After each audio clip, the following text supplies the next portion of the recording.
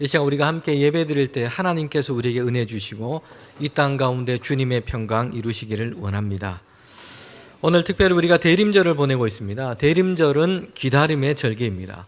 성탄을 기다리고 오실 예수님을 기다리는 것입니다.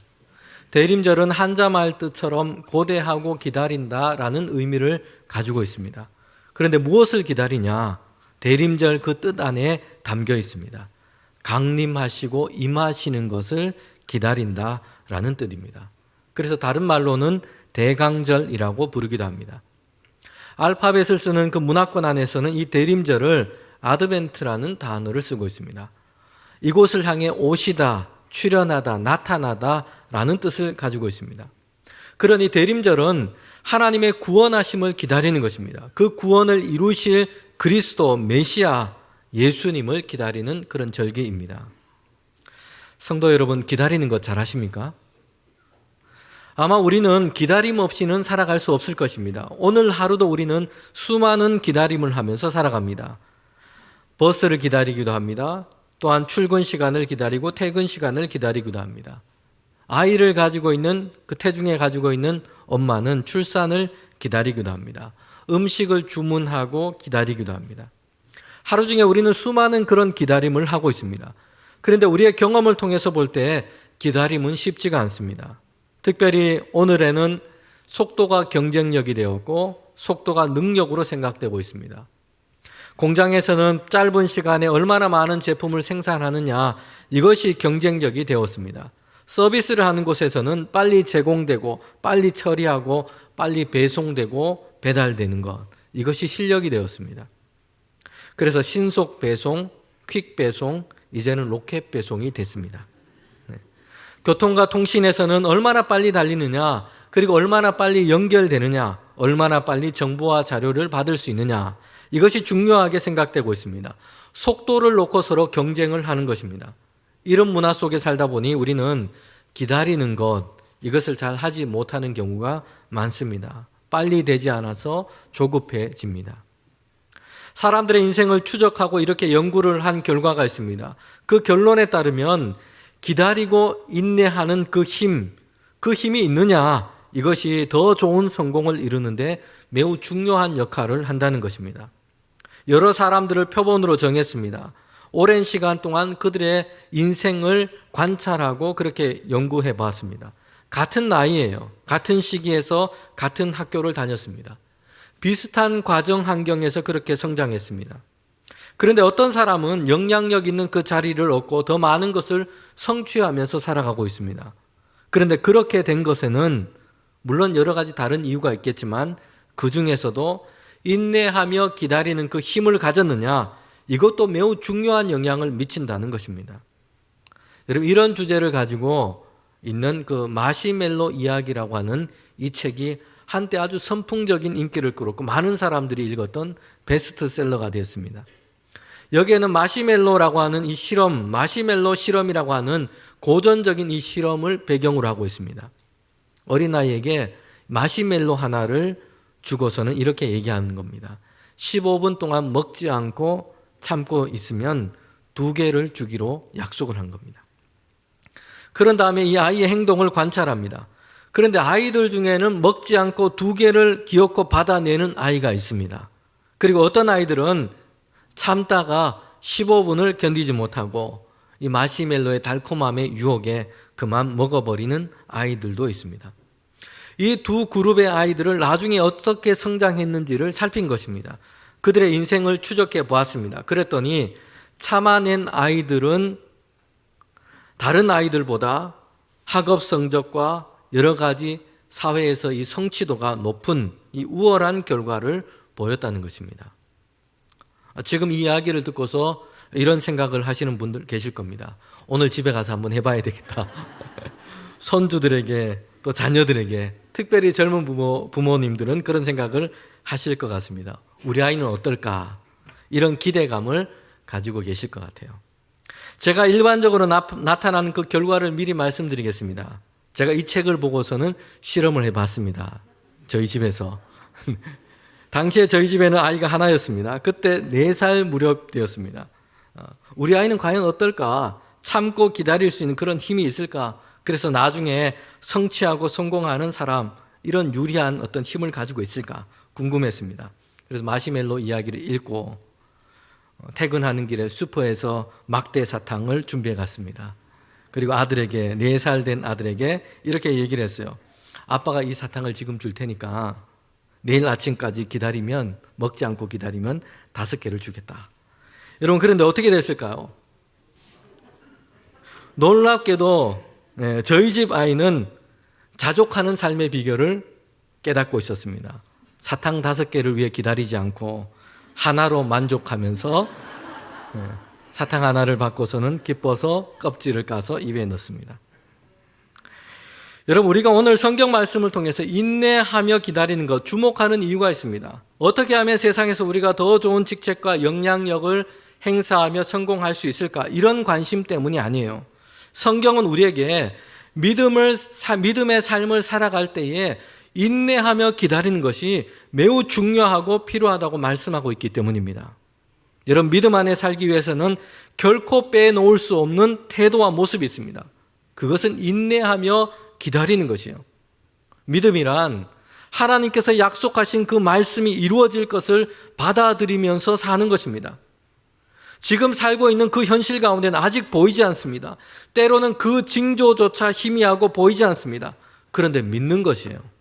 그리고 이것이 이루어질 것을 인내하면서 기다리는 것입니다. 여러분, 히브리서 11장은 믿음장으로 알려져 있습니다. 그런데 그 처음에 믿음이란 무엇인지 이렇게 말씀하고 있어요. 11장 1절 2절 말씀입니다. 믿음은 바라는 것의 실상이요 보이지 않는 것들의 증거니 선진들이 이로써 증거를 얻었느니라. 여러분, 여기서 믿음은 어떤 것이라고 말씀하고 있습니까? 지금 눈에 보이는 것, 손에 쥐고 있는 것, 이런 것에 관한 것이 아니라고 말씀하고 있습니다. 아직 보이지 않아요. 그러나 하나님께서 이루시고 주시겠다고 약속하신 것에 관한 것입니다. 지금은 보이지 않지만 약속된 것입니다. 이 믿음 안에 사는 모습은 이것이 이루어질 것을 소망 가운데 기다리는 것입니다. 여러분, 믿음은 하나님께서 이루실 것을 기다리는 것입니다. 그런데 그 기다림이 어려운 이유가 있어요. 이루어질 날이 언제인지 모른다는 것입니다. 우리나라 남성들은 국방의 의무를 가지고 있습니다. 그래서 의무적으로 군 복무를 하게 됩니다. 보통은 입대하면서부터 제대 날짜를 기다려요. 그래도 다행인 것은 군 복무 기간이 정해져 있다는 것입니다. 언제쯤이면 내가 제대하고 집으로 돌아갈 것이다 알고 있어요. 정해진 날을 기다리는 것입니다. 어떻게든 정해진 그날은 오게 될 것입니다. 그래서 국방부식에는 거꾸로 걸어도 돌아간다라는 이런 말이 있습니다. 그런데 성경을 보면 믿음의 삶은 그렇지 않다는 것이에요. 하나님께서 약속하셨습니다. 이것을 이루실 것입니다. 그런데 이루시는 그때와 시간, 사람이 알 수 없는 것입니다. 사람이 정할 수도 없는 것입니다. 그러기에 우리가 믿음의 삶에서 하는 그 기다림은 어렵다는 것이에요. 여러분, 우리는 성경을 통해서 믿음의 삶에서 기다림이 절대적으로 필요하다는 것을 우리는 성경에 등장하는 그 인물들의 이야기를 통해서 알게 됩니다. 하나님께서는 물로 세상을 심판하시겠다고 말씀하시고 노아에게 방주를 만들라고 말씀하셨습니다. 말씀하신 대로 노아는 거대한 방주를 만들기 시작했습니다. 그런데 무려 하나님께서 말씀하시고 난 이후에 120년 가까운 시간이 흐른 다음에야 홍수로 세상을 심판하셨다는 것이에요. 노아는 하나님의 말씀을 들었습니다. 그 말씀대로 방주를 만들었어요. 그런데 그 일이 일어나기까지는 120년이라는 시간이 흘러간 것입니다. 노아는 하나님께서 말씀하셨기에 그대로 될 줄 믿었습니다. 그러나 명령하신 대로 그 방주를 만들면서 120년이라는 시간을 기다린 것입니다. 아브라함에게 본토 친척 아비 집을 떠나서 하나님께서 지시할 땅으로 가라고 말씀했습니다. 그러면서 아브라함에게 약속하셨어요. 큰 민족을 이루게 하겠다. 내가 너로 복을 주어서 너와 내 민족이 복을 얻게 될 것이고 세상 가운데 복의 통로가 되게 할 것이다. 그 약속의 말씀을 주시고 25년이 지나도록 아브라함과 사라는 자녀를 얻지 못했다는 것이요. 100세가 되어서야 아들인 이삭을 얻게 된 것입니다. 인내와 기다림을 통해서 얻게 된 것입니다. 예수님도 제자들에게 이렇게 말씀했습니다. 이제 부활하시고 주님은 승천하셔서 하나님 우편에 올라가십니다. 제자들에게 주신 사명이 있습니다. 땅끝까지 이르러 주님의 이 복음을 증언하라라는 것입니다. 그런데 주님께서 제자들에게 주신 마지막 말씀이 있어요. 예루살렘에 가서 성령을 기다리라라는 것입니다. 여러분, 제자들은 예수님께서 죽음을 이기시고 사망을 이기시고 부활하신 것을 보았습니다. 하늘에 오르시는 것, 승천하시는 것을 보았습니다. 그러니 의욕을 가지고 계획을 가지고 당장 열정적으로 전도를 해야 할 것 같습니다. 그런데 먼저 주님께서 그들에게 말씀하세요. 기다리라. 성령이 임할 때까지 기다리라. 성령의 권능이 입을 때까지 기다리라 라는 것입니다. 이처럼 믿음의 삶은 소망 안에서 기다림이 필요합니다. 주님의 일을 할 때도 마찬가지입니다. 당장의 눈앞에 결실과 열매가 보이지 않을 때가 많습니다. 그렇게 기도하며 시간을 쏟고 수고를 쏟았는데도 별로 변화가 보이지 않는 것처럼 그럴 때가 있습니다. 그러나 기다림의 시간이 필요합니다. 그 기다림의 시간이 지나고 결실을 얻게 될 줄 믿습니다. 시편 126편 5절부터 6절 말씀입니다. 눈물을 흘리며 씨를 뿌리는 자는 기쁨으로 거두리로다. 울며 씨를 뿌리러 나가는 자는 반드시 기쁨으로 그 곡식단을 가지고 돌아오리로다. 이 말씀을 보면 씨를 뿌리는 것이 쉽지 않고 어렵다고 얘기를 하고 있습니다. 울고 눈물을 흘리면서 씨를 뿌리고 있습니다. 그렇게 씨를 뿌렸는데 곧장 추수를 하지는 못합니다. 당장에는 변화가 없습니다. 시간이 지나야 싹이 납니다. 뜨거운 여름 태양 아래서 땀을 흘리면서 물을 주고 잡초를 뽑고 가꾸기도 합니다. 이런 수고를 하고 또 긴 시간을 기다린 후에 결실을 얻을 수 있습니다. 성도 여러분, 지금 하나님께 기도하고 계신 일이 있습니까? 특별히 주님의 일을 위해서, 하나님을 위해서 선한 목적과 사명을 가지고 기도하며 수고하고 계신 게 있습니까? 그런데도 아직 아무 변화가 없고 결실이 없어서 안타깝고 답답한 마음이 드십니까? 그러나 울며 씨를 뿌리듯 기도하고 수고하고 낙심하지 않고 인내하고 기다린다면 하나님께서 기쁨의 단을 거두게 하실 것입니다. 여러분, 시편에는 고난과 어려움 가운데 하나님께 기도한 사람이 있는데요, 그가 어떻게 기도의 응답을 받았는지를 말씀해 주고 있습니다. 하나님께 부르짖으며 기도했다는 것이요, 그리고 또 한 가지 중요한 것을 말씀하고 있습니다. 시편 40편 1절과 2절 말씀입니다. 내가 여호와를 기다리고 기다렸더니 귀를 기울이사 나의 부르짖음을 들으셨도다. 나를 기가 막힐 웅덩이와 수렁에서 끌어올리시고 내 발을 반석 위에 두사 내 걸음을 견고하게 하셨도다. 여러분, 기가 막힐 그 어려운 일을 당했습니다. 생각지도 못한 일을 당한 것입니다. 거기에서 벗어나기 위해서 하나님께 부르짖고 기도했습니다. 그리고 어떻게 그 기도가 응답되었다고 지금 말씀하고 있습니까? 기다리고 기다렸더니. 반복해서 말씀하고 있습니다. 기다림이 깊었다는 것을 뜻합니다. 간절하게 기다렸다는 것입니다. 여러분, 이 시편의 기도자는 하나님께 기도했고 기도의 응답을 받았습니다. 그런데 거기에는 부르짖음만 있었던 것이 아니었어요. 부르짖어 기도할 뿐만 아니라 기도하며 기다림이 필요하다는 것입니다. 그리고 하나님께서는 결국 그를 수렁과 같은 어려움에서 건지시고 그를 반석 위에 세우신 것입니다. 성도 여러분, 어려움 중에 계십니까? 하나님께 소원하고 간구하는 것이 있습니까? 기가 막힐 그 수렁에 빠진 듯한 일을 만나셨습니까? 그래서 부르짖고 기도하고 계십니까? 시간을 정하고 그것도 모자라서 때마다 시마다 여러분 부르짖어 기도하기를 원합니다. 그러나 기도하고 기다리십시오. 인내하면서 신실하신 하나님을 소망하면서 기다려 보십시오. 당장 변화가 없고 속히 응답이 없다고 해서 낙심하지 말고 기도하며 기다리십시오. 그렇다면 하나님의 역사를 보게 될 것입니다. 다시 반석 위에 세우실 것입니다. 여러분, 오늘 이사야의 이 본문 말씀을 우리가 읽었습니다.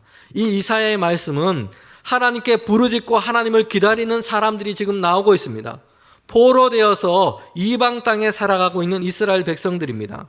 남의 땅에 그 나라에서 잡혀가서 거기에서 자녀를 낳고 살아가고 있습니다. 자신의 나라와 땅을 다 잃어버렸습니다. 그들이 지금 기다리고 있는 것이 있어요. 자유를 얻고 고향 땅으로 되돌아가는 것입니다. 이스라엘과 예루살렘이 회복되는 것입니다. 이사야서는 예언자인 이 이사야를 통해서 이스라엘 백성에게 주신 하나님의 말씀입니다. 대림절에 이 이사야를 본문으로 한 것은 의미가 있습니다. 왜냐하면 구약 성경 중에 이사야서는 예수 그리스도에 대한 그 예언의 말씀을 가장 많이 담고 있는 성경이기 때문입니다. 신약과 구약 모든 성경은 하나님의 그 구원의 역사를 말씀하고 있습니다. 그러기에 모든 성경은 구약 성경, 신약 성경, 그 모든 성경은 예수 그리스도를 향해 있습니다. 구약의 말씀은 예수 그리스도를 통해 이루실 그 하나님의 구원의 역사를 가르치고 지시하고 있습니다. 그런데 구약 성경 중에서도 이사야서가 가지고 있는 특별함이 있습니다. 구약 성경 가운데 그리스도에 관해서, 예수님에 관해서 가장 직접적이고 분명하게 말씀하고 있다는 것입니다. 그래서 신약 성경 가운데 이제 예수님의 생애 그 사역을 직접적으로 증언하고 있는 복음서가 있는데요. 이 복음서에서 구약 성경 중에 이사야의 말씀을 가장 많이 가져와서 인용하고 기록하고 있다는 것입니다. 예수님의 탄생에 대해서, 십자가의 죽으심에 대해서, 예수 그리스도의 그 죽음과 부활의 의미가 무엇인지, 하나님께서 그리스도 안에서 이루신 그 구원의 역사가 무엇인지를 말씀하고 있는데, 이사야의 그 예언서의 말씀을 가장 많이 가져오고 있다는 것입니다. 저는 그래서 이 이사야서를 구약의 복음서라고 별명 짓고 싶습니다. 오늘 그 중에서도 이사야 40장 말씀을 읽었는데요. 이사야서 안에서 하나의 중요한 전환점, 이 분수령과도 같은 그런 말씀을 담고 있습니다. 선지자 이사야는 우시야 시대로부터 유다 나라에서 활동했던 예언자였습니다. 그는 먼저 이 유다와 예루살렘을 향해서 멸망에 대한 예언을 하고 있습니다. 이스라엘 백성이 하나님을 다 떠났습니다. 우상 숭배에 빠져 있었습니다. 그들이 살아가는 이 사회와 삶의 현장은 거짓과 불의가 가득했습니다. 그래서 하나님께서는 그들에게 심판의 메시지를 이사야를 통해 주신 것입니다. 그 땅과 토지는 황폐하게 되고 성읍은 불타고 무너지게 될 것이라고 예언한 것입니다. 이렇게 유다와 예루살렘은 유다와 예루살렘의 패망을 지금 예언하고 있습니다.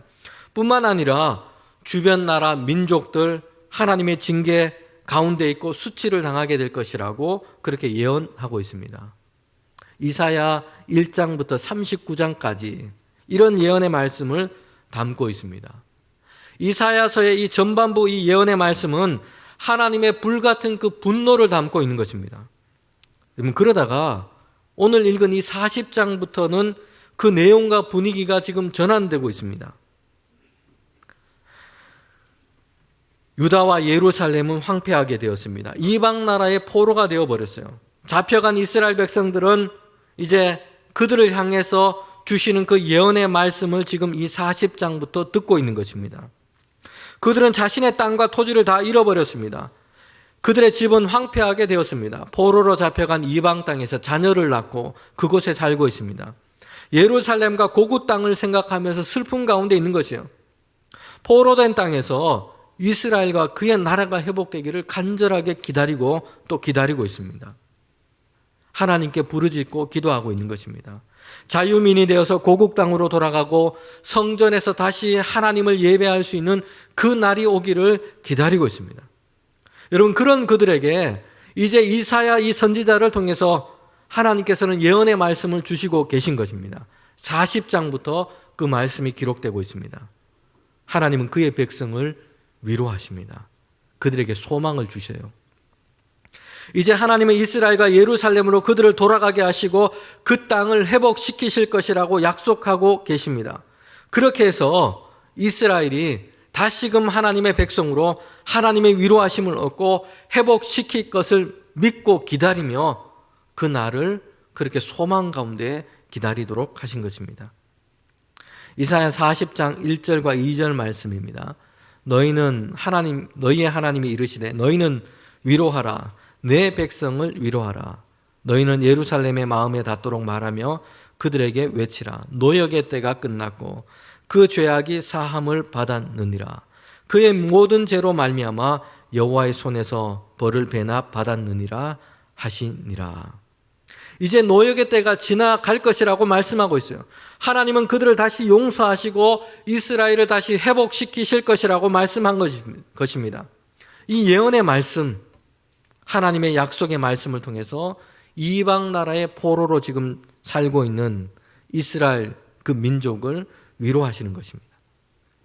여러분, 그들에게 이 주어진 이 말씀은 그들의 마음에 닿는 그 위로가 되었습니다. 살아갈 힘이 되었습니다. 왜냐하면 하나님께서 주신 말씀이기 때문입니다. 하나님께서 이루시겠다고 약속하신 것이기 때문입니다. 그냥 사람들이 정치 평론을 하면서 예상하거나 진단했던 그런 말이 아니었습니다. 앞으로 이렇게 될 수도 있다, 이런 말이 사람들이 예측하는 그런 말이 아니었어요. 하나님께서 약속으로 그들에게 주신 것입니다. 이사야 40장 8절 말씀입니다. 풀은 마르고 꽃은 시드나 하나님의 말씀은 영원히 서리라 하라. 이제 하나님께서 이스라엘의 죄를 속량하시고 포로된 땅에서 돌아가게 할 것이다. 여러분, 이 말씀은 그렇게 될 수도 있고 안 될 수도 있고 이런 확률 계산에서부터 나온 것이 아니라 하나님의 말씀이었습니다. 반드시 이루어지고 말씀대로 성취될 것입니다. 하나님의 말씀이기 때문입니다. 이스라엘의 위로가 된 것입니다. 성도 여러분, 그런데 이 말씀은 이제 이스라엘 백성들이 포로로 귀환하여 예루살렘으로 돌아가게 될 것이다. 단편적으로 그들의 역사 가운데 이루어질 것입니다. 그런데 이 이사야에서의 말씀은 예수 그리스도의 오심을 지금 가리키고 말씀하고 있는 것입니다. 그래서 오늘 이 본문이 신약 성경 복음서에 그대로 옮겨지고 있습니다. 예수님이 탄생하시기 전에 세례 요한이 6개월 먼저 태어나게 됩니다. 성경은 이 세례 요한을 오늘 본문에 있는 이 말씀처럼 광야에 외치는 자의 소리라고 말씀하고 있어요. 그의 외침을 통해서 사람들이 그리고 이 세상이 주님의 길을 준비하게 될 것이라고 말씀하고 있는 것입니다. 그러면서 이 이사야의 본문을 인용하면서 말씀합니다. 죄로 인해서 남의 땅에 포로가 되어버렸습니다. 노역 아래 놓여 있습니다. 그런데 이제 위로의 소식이 그들 가운데 선포되고 있습니다. 하나님께서 그들의 죄를 용서하신다. 죄사함을 받을 것이다. 그리고 이제 하나님의 자녀, 하나님의 백성으로 회복될 것이다. 여러분, 이것이 예수 그리스도께서 이 땅에 오심으로 이루어진 사건입니다. 예수 그리스도로 말미암아 이제 하나님의 이 회복, 구원, 죄 아래 있는 그 백성들이 하나님의 구원과 회복이 그들 가운데 이제 오게 될 것입니다. 여러분, 이사야의 이 본문은 포로된 이스라엘 백성을 향해 이제 하나님의 화평과 회복이 오고 있다고 말씀하고 있습니다. 이스라엘 백성이 그렇게 기다렸던 소식입니다. 하나님께서 그들을 회복시키실 것이다. 포로 생활이 끝나고 예루살렘과 이제 이스라엘 그곳으로 돌아가게 될 것이다. 하나님의 그 약속입니다. 그리고 이 본문은 예수 그리스도의 오심을 말씀하고 있습니다. 모든 사람들은 다 죄 아래서 포로가 되어버렸습니다. 어둠과 사망의 권세 아래 놓인 채 살아갑니다. 이런 우리를 향해서 예수 그리스도가 오심으로 하나님의 구원과 평강이 이루어질 것이다 말씀하고 있는 것입니다. 성도 여러분, 오늘 본문은 하나님께서 이루실 그 예수님, 그 구원, 이것을 우리가 어떻게 기다려야 하는지를 말씀하고 있습니다. 이사야서 40장 3절부터 4절 말씀입니다. 외치는 자의 소리여 이르되 너희는 광야에서 여호와의 길을 예비하라. 사막에서 우리 하나님의 대로를 평탄케 하라. 골짜기마다 돋아지며 산마다 언덕마다 낮아지며 고르지 아니한 곳은 평탄하게 되며 험한 곳이 평지가 될 것이요. 지금 우리가 있는 그 상태를 광야와 사막에 지금 비유하고 있습니다. 척박합니다. 평탄하지 않습니다. 거친 돌과 바위들이 있기도 합니다. 이런 우리를 향해서 지금 하나님의 구원을 이루시기 위하여 예수 그리스도가 오고 계신 겁니다. 주님의 이 오심을 기다리며 그 길을 준비하라 라고 말씀합니다. 골짜기처럼 낙심하고 주저앉아 있는 마음을 다시 북돋아야 합니다. 산처럼 언덕처럼 교만한 마음은 낮추어져야 합니다. 거짓과 왜곡된 생각으로 고르지 못한 마음은 평탄하게 되어야 합니다. 이렇게 주님을 기다리라, 주님의 길을 준비하라 라고 말씀하고 있습니다. 성도 여러분, 대림절을 보내면서 지금 주님이 우리 가운데, 저와 여러분 내게 주님이 계신지 우리는 생각해 봐야 합니다. 주님께서 이전에 내게 오셨고 나는 이전에 주님을 영접했습니다. 그런데 이것이 과거의 일이 되어버리진 않았습니까? 지금 그렇지 않을 수 있다는 것이에요. 내가 주님을 멀리하고 있습니다. 내 삶에서 주님을 멀리 두고 있습니다. 마음을 닫아버렸습니다. 그래서 주님께서 우리 밖에서 이렇게 말씀하고 계실 수 있습니다. 내가 문 밖에 서서 두드리노니. 예수님이 내 안에, 내 삶의 중심에 계시지 않은 것입니다. 밖에서 계신 것입니다. 내가 예수님과 함께 있지 않습니다. 교회당에서 잠시 만나고 가기를 원할 뿐입니다. 지금 나의 가정에, 나의 일터에, 나의 삶의 모든 부분에, 내 마음에, 내 중심에 주님이 계시지 않고 멀찍이 서 계신 것입니다. 다시 주님이 오실 길을 예비하십시오. 다시 주님을 우리의 삶의 중심에, 우리의 마음의 그 중심에 영접하는 저와 여러분이 되시기를 원합니다. 누가복음 2장에 보면 시므온이라고 하는 이 사람이 이야기가 있습니다. 그는 날마다 성전에 올라서 하나님께서 베푸실 그 이스라엘의 그 위로를 기다리는 사람이었습니다. 하나님의 그 위로, 이스라엘을 위한 그 위로를 기다리는 사람이요, 그리스도의 오심을 기다리고 있는 것입니다. 성령의 지시와 말씀이 그에게 있었습니다. 그리스도를 보기 전에는 죽지 아니하리라. 이 약속을 붙들고 그는 기다림을 이어가고 있는 사람이었습니다. 그가 약속하신 대로 성전에서 아기 예수님을 보게 됩니다. 그리고 이렇게 말하고 있습니다. 누가복음 2장 30절부터 32절입니다. 이제 말씀하신 대로 종을 편안히 놓아주시는도다. 내 눈이 주의 구원을 보았사오니 이는 만민 앞에 예비하신 것이요 이방을 비추는 빛이요 주의 백성 이스라엘의 영광이니이다. 하나님의 평화와 구원을 이루시는 그 주님께서 우리에게 오십니다. 예수님은 모든 일을 위한 위로자요, 모든 사람에게 하나님의 그 구원과 영광을 이루시는 분이십니다. 여러분, 성령께서 우리의 눈과 마음을 열어서 날마다 주님의 구원함을 보게 하시기를 원합니다.